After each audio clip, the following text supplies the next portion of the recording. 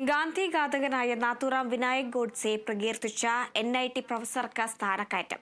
Professor Shaija ആണ്ടവനെ Kozhikode NIT ഡീനായാണ് നിയമിച്ചിരിക്കുന്നത്. ഏപ്രിൽ 7 മുതലാണ് നിയമനം നിലവിൽ വരിക. സീനിയോറിറ്റി മറികടന്നാണ് ഇത് സംബന്ധിച്ച ഉത്തരവ് പുറപ്പെടുവിച്ചതെന്ന ആക്ഷേപവും ഉയരുന്നുണ്ട്.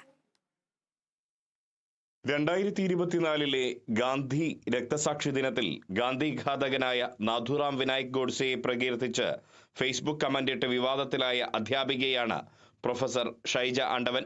NIT മെക്കാനിക്കൽ എഞ്ചിനീയറിംഗ് വിഭാഗം അധ്യാപികയായ ഇവരെ പ്ലാനിംഗ് ആൻഡ് ഡെവലപ്മെന്റ് വകുപ്പിന്റെ ഡീൻ പദവിയിലേക്ക് ഉയർത്തി തിങ്കളാഴ്ചയാണ് രജിസ്ട്രാർ ഉത്തരവ് പുറത്തിറക്കിയത്. 2 വർഷത്തേക്കുള്ള നിയമനം ഏപ്രിൽ 7 മുതലാണ് പ്രാബല്യത്തിലാവുക.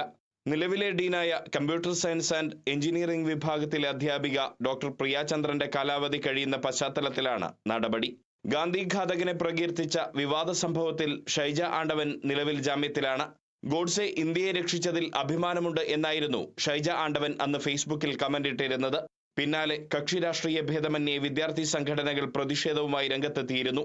NIT അധ്യാപക സമിതി ഇക്കാര്യത്തിൽ ഷൈജ ആണ്ടവനെതിരെ റിപ്പോർട്ട് നൽകിയിരുന്നെങ്കിലും NIT അധികൃതർ അവരെ സംരക്ഷിക്കുന്ന നിലപാടാണ് സ്വീകരിച്ചിരുന്നത്. ഇപ്പോഴത്തെ നിയമനം സീനിയോറിറ്റി മറികടന്നാണെന്ന് ആരോപണവും ഉയരുന്നുണ്ട്. NIT പോലൊരു കേന്ദ്ര സ്ഥാപനത്തിൽ രാഷ്ട്രപിതാവിനെ വധിച്ച ഗോഡ്സെയെ പ്രകീർത്തിച്ച ഒരാളെ ഉന്നത പദവിയിൽ നിയമിക്കുന്നതിനെതിരെ പൊതുസമൂഹത്തിൽ നിന്നും അമർഷവും ശക്തമാണ്. Riyas KMR, Kerala vision news, Kozhikode.